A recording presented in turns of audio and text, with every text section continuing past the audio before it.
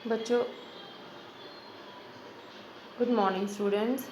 आज हम लोग आलोक धनवा की लिखी हुई कविता पतंग के प्रश्नोत्तर करेंगे। देखिए बच्चों, इसका पहला प्रश्न, सबसे तेज बौछारे गई भादो गया के बाद प्रकृति में जो परिवर्तन कवि ने दिखाया है उसका वर्णन अपने शब्दों में करें। कवि ने ये बताया है कविता के प्रारंभ में ही कि जब शरद ऋतु का आगमन होता है तो वो तब होता है जब सावन और भादों के माह बीत जाते हैं। भादों के अंधेरे दिन और अंधेरी रातें जब ख़त्म हो जाती हैं उसके बाद शरद ऋतु आती है। शरद ऋतु आने पर आकाश चमकीला हो जाता है। सुबह सुबह जब सूर्योदय होता है तब आकाश में और ज़्यादा लालिमा होती है, गुलाबीपन रहता है और आकाश बिल्कुल साफ़ हो जाता है। इससे पूर्व जब भादों का महीना रहता है तो आकाश में हर वक्त काले बादल रहते हैं, लेकिन शरद के आने के साथ साथ ही काले बादलों से आकाश साफ हो जाता है, धूप चमकीली हो जाती है और पीछे 2 महीने की बारिश से वनस्पति बिल्कुल हरी भरी और साफ दिखाई देती है। चारों ओर फूल खिले हुए दिखाई देते हैं, फूलों पर तितलियां मंडराती हुई दिखाई देती हैं और ये ऐसा मौसम होता है जिस मौसम में बच्चे आसानी से छतों पर जाकर पतंग उड़ा सकते हैं। सोच कर बताएं कि पतंग के लिए सबसे हल्की और रंगीन चीज़, सबसे पतला कागज़, सबसे पतली कमानी जैसे विशेषणों का प्रयोग क्यों किया है। ये जो कविता है आलोक धनवा की लिखी हुई, इस कविता में बाल सुलभ चेष्टाओं व उमंगों का चित्रण किया गया है। कवि ने इसके अंदर विभिन्न प्रकार के विशेषणों का प्रयोग किया है। जैसे पतंग के लिए उन्होंने सबसे हल्का और रंगीन चीज़, सबसे पतला कागज़, सबसे पतली कमानी जैसे विशेषणों का प्रयोग किया है।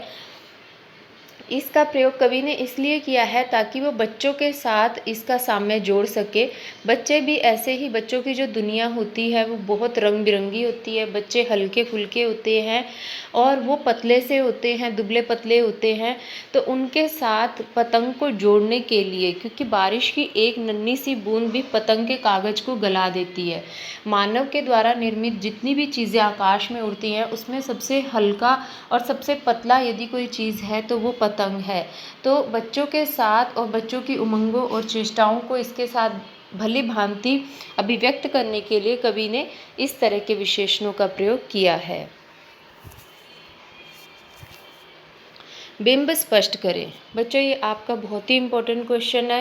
ये कविता जो है आपकी, ये बिंबों के लिए ही सबसे महत्वपूर्ण कविता है। एक बार मैं फिर से बता देती हूँ कि जब साहित्य में शब्दों को पढ़ते हुए वो चीज़ें हमारे सामने साकार होने लगे, चाहे हमें लगे कि हम उन चीज़ों को पढ़ते हुए ऐसा प्रतीत हो कि हम उनको देख रहे हैं या उनकी आवाज़ों को सुन रहे हैं या उन चीज़ों को स्पर्श कर रहे हैं, तो वहाँ पर बिंब होते हैं।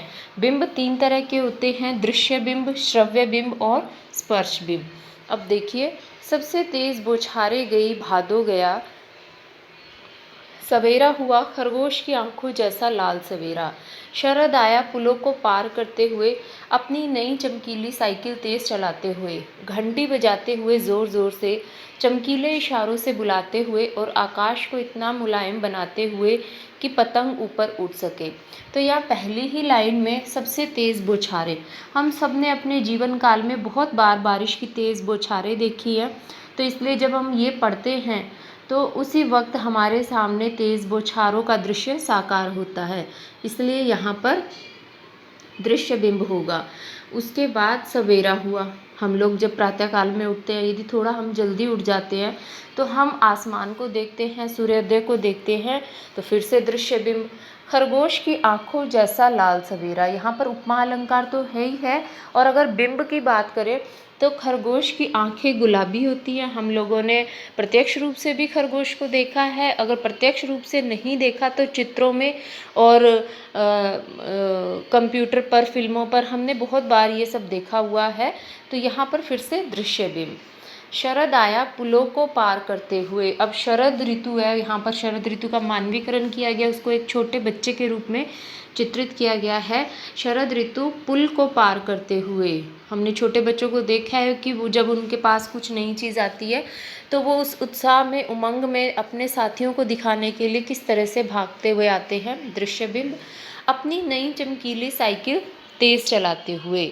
यहाँ पर फिर से दृश्य बिंब, घंटी बजाते हुए जोर जोर से। अब इस पंक्ति में जोर जोर से में पुनरुक्ति प्रकाश अलंकार भी है और घंटी बजाते हुए, हम लोग सबने साइकिल की घंटी बहुत बार सुनी हुई है, तो यहाँ पर श्रव्य बिंब होगा। चमकीले इशारों से बुलाते हुए, आकाश को इतना मुलायम बनाते हुए कि पतंग ऊपर उठ सके। आकाश को मुलायम बनाना यानी मुलायम या कठोर हमें स्पर्श से ही पता चलता है, तो यहाँ पर स्पर्श बिंब, पतंग ऊपर उठ सके। हमने आकाश में ऊपर उड़ती हुई पतंगे बहुत बार देखी हैं, और जब हम ये पढ़ते हैं इस तरह की पंक्तियाँ, तो हमारी आंखों के दृश्य आगे वो दृश्य साकार होते हैं, इसलिए फिर से यहाँ दृश्य बिंब होगा। जन्म से ही वे अपने साथ लाते हैं कपास। कपास के बारे में सोचे कि कपास से बच्चों का क्या संबंध बन सकता है। यहाँ पर कवि ने कहा है कि बच्चे जो है वो कपास की तरह होते हैं। जिस तरह से कपास अपने नैसर्गिक रूप में बिल्कुल कोमल, पवित्र, मुलायम होती है, उसी तरह से कवि ने बच्चों की भी ये विशेषता बताई है। कवि ने कहा है कि बच्चे भी बिल्कुल मौलिक होते हैं, नैसर्गिक होते हैं, और वो कपास की तरह ही पवित्र होते हैं, नर्म होते हैं और मुलायम होते हैं। उनके मन में किसी के लिए कोई ईर्ष्या द्वेष नहीं रहता। और जिस तरह से कपास से हम कुछ भी बना सकते हैं, सूत, धागा और आगे उसका कुछ भी, इसी तरह से हम बच्चों को भी अपने विचारों से और अपने हिसाब से उनको ढालकर किसी भी रूप में उनके व्यक्तित्व को गढ़ सकते हैं। पतंगों के साथ साथ वे भी उड़ रहे हैं। बच्चों का उड़ान से कैसा संबंध बनता है। यहाँ पर कवि ने लिखा था कि बच्चे भी आकाश में उड़ रहे हैं, तो बच्चे ऐसा नहीं कि वो पतंग के साथ आकाश में उड़ते हैं, बल्कि बच्चे भावनात्मक रूप से, यानी उनका मन भी पतंग के साथ साथ आकाश में उड़ता है। जैसे जैसे बच्चों की पतंग ऊंची उठती है, बच्चे बहुत खुश होते हैं, उनका जो खुशी का स्तर है वो ऊंचा उठ जाता है। यदि किसी की पतंग कट जाती है तो वो उतना ही निराश हो जाता है, यानी खुशी का स्तर भी उसका गिरता है। और यदि किसी बच्चे की पतंग ठीक तरह से नहीं उड़ पाती तो उस समय पर भी उसका जो मानसिक स्थिति है वो ज़्यादा अच्छी नहीं होती। जब पतंग एक बार ऊंची उठ जाती है तो उसकी प्रसन्नता भी उतनी ही ऊंचाई पर पहुंच जाती है। निम्नलिखित पंक्तियों को पढ़कर प्रश्नों का उत्तर दीजिए। अ, छतों को भी नर्म बनाते हुए, दिशाओं को मृदंग की तरह बजाते हुए। अगर वे कभी गिरते हैं छतों के खतरनाक किनारों से और बच जाते हैं, तब तो और भी निडर होकर सुनहले सूरज के सामने आते हैं। क्वेश्चन नंबर 1, दिशाओं को मृदंग की तरह बजाने का क्या तात्पर्य है। कवि कहते हैं कि बच्चे जब अपने नर्म और कोमल कदमों से छतों पर दौड़ते हैं, पतंगे उड़ाते हैं, तब छत पर उनके दौड़ने की जो थप थप आवाज़ होती है वो मुझे ऐसी लगती है मानो कोई दिशाओं में मृदंग बजा रहा हो। यानी कवि को बच्चों के दौड़ने की वो जो आवाज़ें हैं वो शोर प्रतीत नहीं होती, बल्कि उनको वो मधुर ध्वनि के जैसे सुनाई देती हैं। जब पतंग सामने हो तो छतों पर दौड़ते हुए क्या आपको छत कठोर लगती है। जब हम कोई भी खेल खेलते हैं उस समय पर हमें गर्मी या सर्दी का एहसास नहीं होता। जब हम मैदान में दौड़ते हैं और दौड़ते हुए कुछ भी खेल रहे होते हैं, उस समय हमारा ध्यान इस तरफ नहीं जाता कि हमारे पैरों के नीचे जो ज़मीन है वो कितनी कठोर है या कितनी कोमल है। हमारा सारा ध्यान अपने खेल पर ही रहता है और हम उस खेल में जीतना चाहते हैं। हम एक लक्ष्य बनाकर उसकी ओर ही अग्रसर रहते हैं। खतरनाक परिस्थितियों का सामना करने के बाद आप दुनिया की चुनौतियों के सामने स्वयं को कैसा महसूस करते हैं। यदि कोई व्यक्ति बहुत खतरनाक परिस्थितियों का सामना कर लेता है और वो यदि उससे उबर कर बाहर आ जाता है, तब वो और भी निडर बन जाता है। उसको पता चल जाता है कि कैसे संघर्ष करना है, और संघर्ष करके चाहे जीत मिले या हार वो महत्व की बात नहीं है, लेकिन उस संघर्ष करके उस परिस्थिति से कैसे बाहर निकलना है वो ये भली भांति जान जाता है। और फिर दुनिया की कोई भी परिस्थितियाँ उसको हरा या डरा नहीं पाती हैं। तो बच्चों ये क्वेश्चन आंसर आपके हो गए हैं, इसको आप अपनी कॉपी में कर लीजिए। Thank you.